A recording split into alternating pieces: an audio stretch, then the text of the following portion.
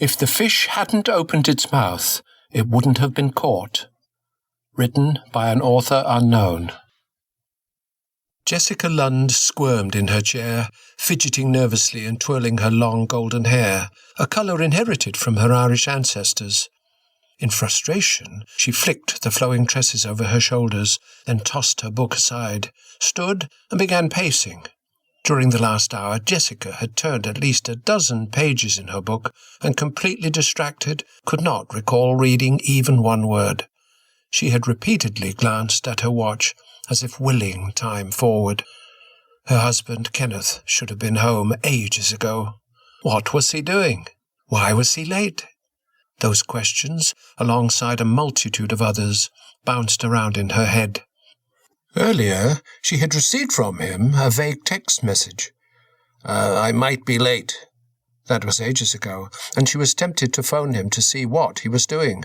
But she also knew that he would not like it if she bothered him, and the text message should be enough. For as long as Jessica had known Kenneth, he had never been late for anything, not even for a dentist's appointment.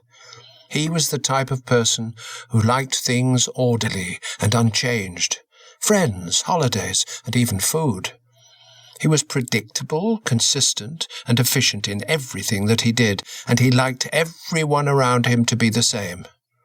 She associated his routine to his lifelong ambition to succeed in anything and everything that he touched, trying to move away from the poverty in which he had been raised. It upset her that he had not said when he would be home, and time moved ever so slowly.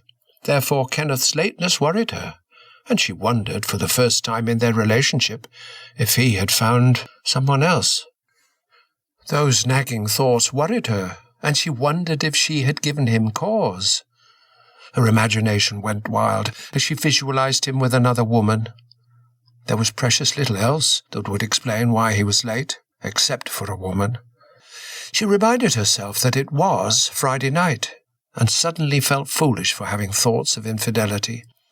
Fridays had become their nights. Kenneth must have known that she was ready and waiting for him, as she had been on every Friday night since their 10th wedding anniversary.